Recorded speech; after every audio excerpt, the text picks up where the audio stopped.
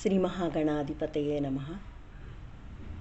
సదాశివసమారంభాం వ్యాసశంకరమధ్యమాం అస్మదాచార్యపర్యంతాం వందే గురుపరంపరాం. అపార కరుణాసింధుం జ్ఞానదం శాంతరూపిణీం శ్రీచంద్రశేఖరగురుం ప్రణమామి ముదాన్వహం. శ్రీమాత్రే నమః.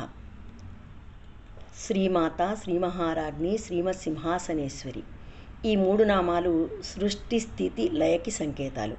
మొదటి నామం సృష్టికి సంబంధించినది. రెండవ నామం శ్రీ మహారాజ్ఞి పోషణకు సంబంధించినది. మూడవ నామం శ్రీమత్ సింహాసనేశ్వరి లయ సూచకం. మామూలుగా రాణి, రాజ్ఞి అనే శబ్దానికి అర్థం రాణి. ప్రాపంచిక విషయాల దృష్ట్యా మనం చూస్తే రాజు భార్యని రాణి అంటూ ఉంటాం.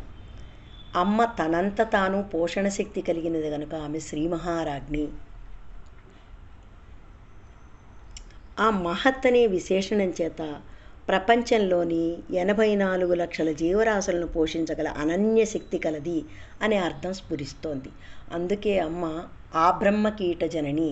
బ్రహ్మ మొదలుకొని పిపీలికాది పర్యంతం ఆమె జనని. బ్రహ్మాండ కోటి జనని, ఆ బ్రహ్మకీట జనని అమ్మ. అనేక బ్రహ్మాండాలకైనా ఆమె తల్లి. ఆ బ్రహ్మ మొదలుకొని పిపీలికాది పర్యంతం వరకు ఆమె తల్లి. అందుకనే అమ్మలగన్న అమ్మ శ్రీమాత. ఈ సకల జీవరాశులను పోషించటంలో ఎవరికి ఎలాంటి ఆహారం అవసరమో, ఎంత అవసరమో, ఎప్పుడు అవసరమో వారి స్థితిగతులను అనుసరించి పోషించగల స్వభావం ఈ జగన్మాతకే ఉంది.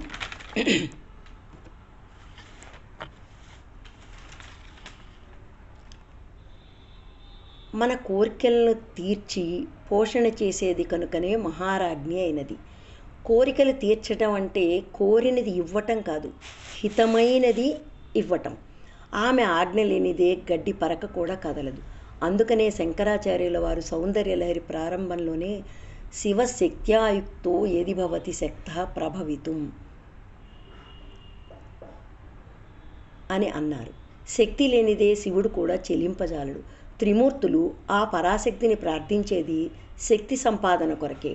అలాంటి శక్తి రూపంలో సర్వజీవులను సర్వకాలములలోనూ పోషణ చేసే సామర్థ్యం కలదు కనుకనే శ్రీ మహారాజ్ఞి అయినది. తరువాతి నామం శ్రీమత్ సింహాసనేశ్వరి.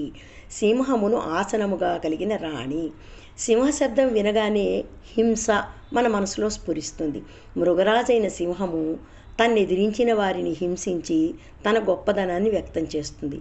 రాజులు అలాంటి ఔన్నత్యము స్ఫురింపచేసే ఆసనాన్ని అధిష్ఠించి ఉంటారు. ఆసనానికి రెండు పక్కల సింహ శిరస్సులు ఉంటాయి. అందుకే దానికి సింహాసనం అని పేరు. మహిషాసుర సంహార సమయంలో పరాశక్తి సింహవాహన అని కథలో మనం వింటూ ఉంటాం. దుష్టులైన వారిని శిక్షించి శిష్టులను రక్షించటం ఆ శ్రీమాత ధర్మం.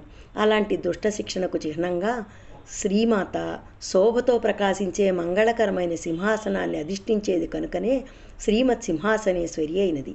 జీవుడు ఒక్కసారి ఆ సింహాసన సామీప్యం పొందితే తిరిగి హింసా ప్రవృత్తికి పాల్పడడు. దుష్టశక్తులను సంహరించి తనను ఉపాసించే వారిని రక్షిస్తుంది కనుకనే రాజరాజేశ్వరిగా దివ్య సింహాసనాన్ని అలంకరించి శ్రీమత్ సింహాసనేశ్వరిగా ప్రకాశిస్తోంది అమ్మ. శ్రీమాత్రే నమః.